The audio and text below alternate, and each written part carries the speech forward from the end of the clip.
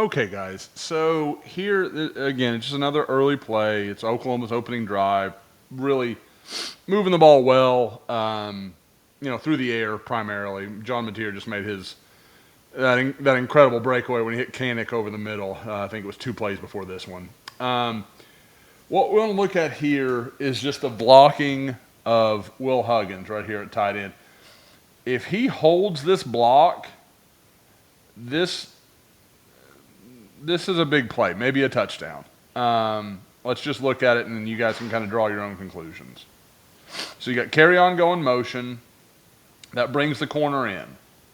Okay, so this is all we have over here. This is, you look.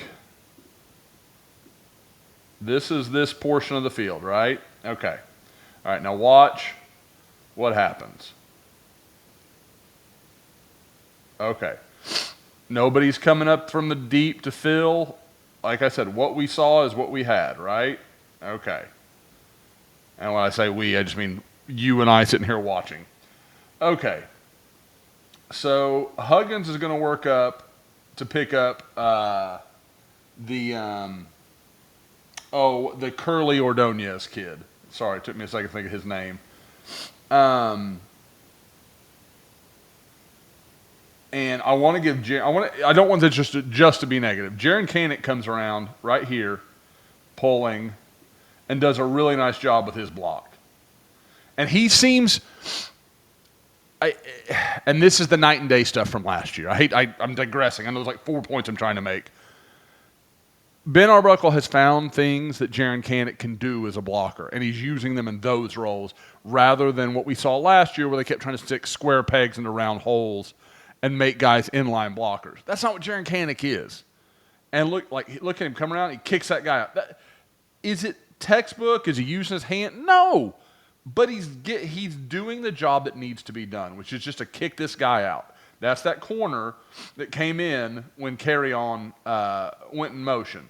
And so, boom, kicked out. Okay. Barnes is here and gone. This is a touchdown. Like, there's not a lot of doubt about it. I mean, this guy maybe can catch him inside the 10. Maybe. I didn't think anybody from Temple Secondary ran real well, so I don't know about that. But, see, you'll see Huggins here. Okay, like I said, right here, going to come up to this level.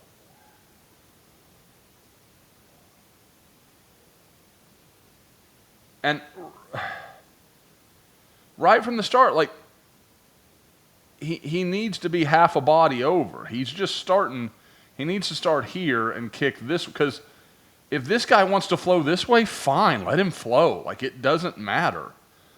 All you need to do is have control of him so that he can't come back across you and basically head toward the numbers, which is precisely what he's going to do. Gets down, heads toward the numbers, makes a nice play. Now, does Javonte Barnes get the first down? Yeah. Is it would you call that play a success? Yeah, you would.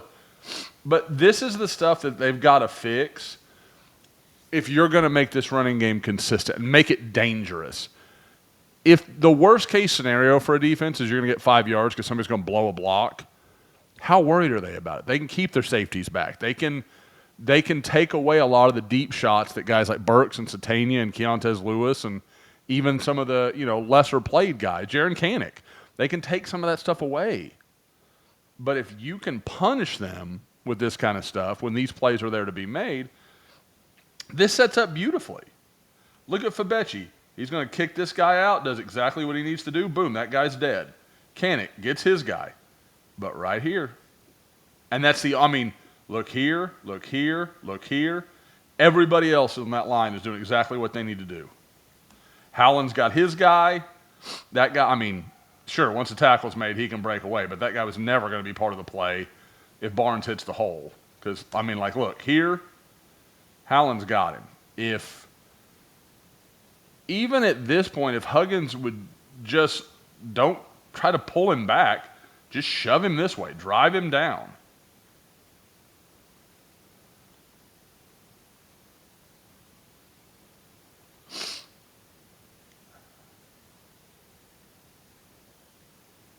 And I know people say, well, what about this guy, Ozida?